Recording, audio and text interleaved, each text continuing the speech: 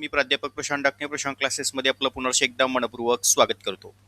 DCC bank भरती परीक्षा असू द्या किंवा इतरही विभागीय सहकार क्षेत्रातल्या भरती परीक्षा असू द्या किंवा बँक भरती परीक्षा, या प्रत्येक परीक्षेच्या संदर्भात तुम्हाला फुल फॉर्म सेक्शन हे पेपरला विचारले जातात.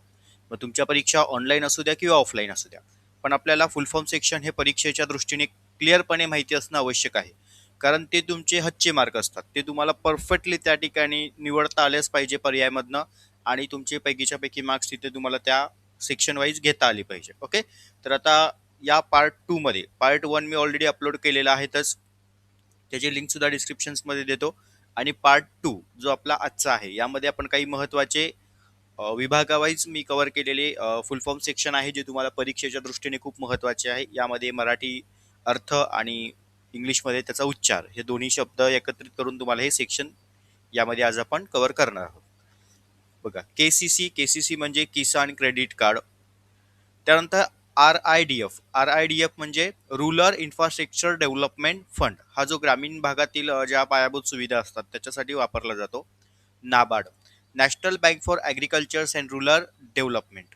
ओके, आता केसीसी, नाबार्ड हे तुम्हाला 100% येणारेच फुल फॉर्म असतात. मागील काही भरती परीक्षा झाल्या किंवा काही ऑफलाईन परीक्षा झाल्या बँकिंगच्या, तर त्या क्वेश्चन पेपरमध्ये सुद्धा हे तुम्हाला फुल फॉर्म आलेले होते.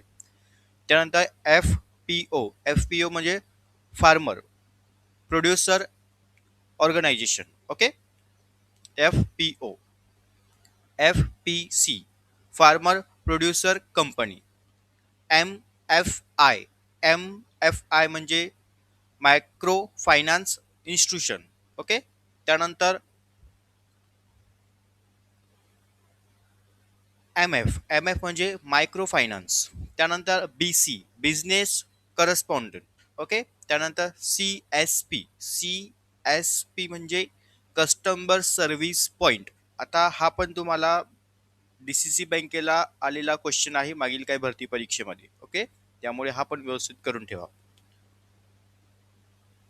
MCS act. आता MCS ऍक्ट काय आहे, तर महाराष्ट्र कोऑपरेटिव्ह सोसायटी ऍक्ट आहे. Okay, M S MCS rule हा महाराष्ट्र कोऑपरेटिव्ह सोसायटी रूल आहे. बघा, आता दोघांमध्ये जर पाहिलं वरती एमसीएस म्हणजे महाराष्ट्र कोऑपरेटिव्ह सोसायटी ऍक्ट म्हटलंय. फक्त आपल्याला लक्षात काय ठेवायचं आहे, महाराष्ट्र कोऑपरेटिव्ह सोसायटी. ओके, आणि ऍक्ट ते कंपल्सरी असणार. आता इथे रूल्स म्हटलं आहे, बाकीचं पाठीमागचं फुल फॉर्म सारखाच आहे, महाराष्ट्र कोऑपरेटिव्ह सोसायटी, इथे फक्त रूल्स म्हटलं आहे. ओके, त्यानंतर एजीएम. आता संस्थेमध्ये ज्या सभा घेतल्या जातात त्यामध्ये जी एजीएम असते, एजीएम म्हणजे अॅन्युअल जनरल मीटिंग, म्हणजे वार्षिक सर्वसाधारण सभा. एसजीएम म्हणजे स्पेशल जनरल मीटिंग. ओके, जी विशेष सर्वसाधारण सभा असते. तर वार्षिक सर्वसाधारण सभेसाठी कलम 75 आहे, विशेष सर्वसाधारण सभेसाठी कलम 76 आहे, लक्षात ठेवायचा. जीएम, आता जीएम म्हणजे जनरल मीटिंग, एजीएम म्हणजे अॅन्युअल जनरल मीटिंग. आता ते रिपीट झालं इथे. त्यानंतर कोऑपरेटिव्ह. ओके, बघा, कोऑपरेटिव्ह फुल form UCB urban cooperative bank.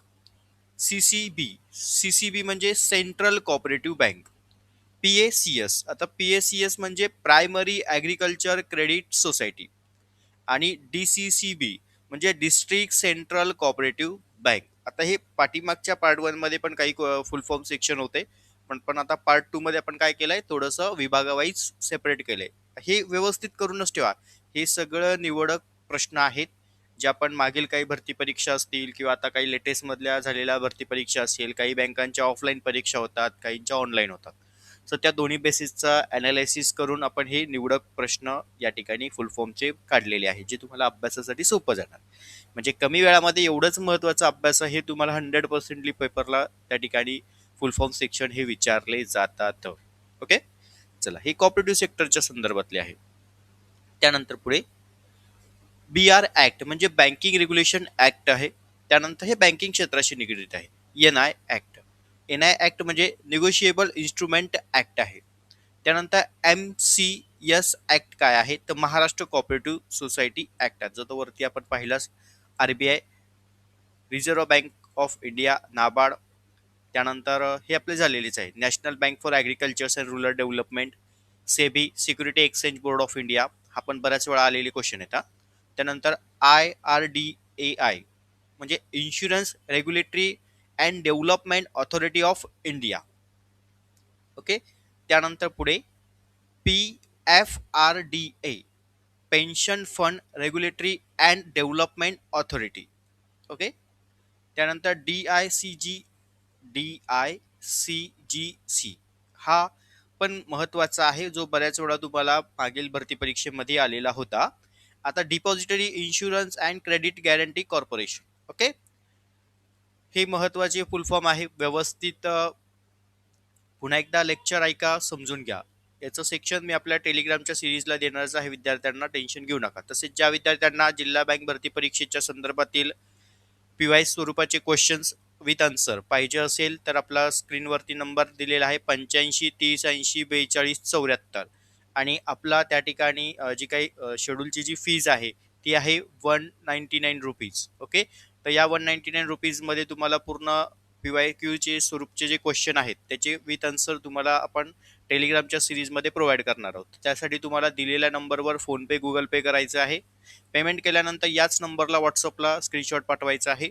त्यानंतर तुमचा टेलिग्रामचा नंबर मला पाठवायचा आहे. त्यानंतर तुम्हाला आपली जी लिंक आहे त्या लिंकला त्या ठिकाणी जॉईन केलं जाईल, आणि तुमचा नंबर टेलिग्रामला ॲक्टिव्ह असला पाहिजे. ओके.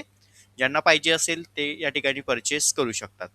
सर्व विद्यार्थ्यांना परीक्षेच्या दृष्टीने ऑल द बेस्ट. धन्यवाद.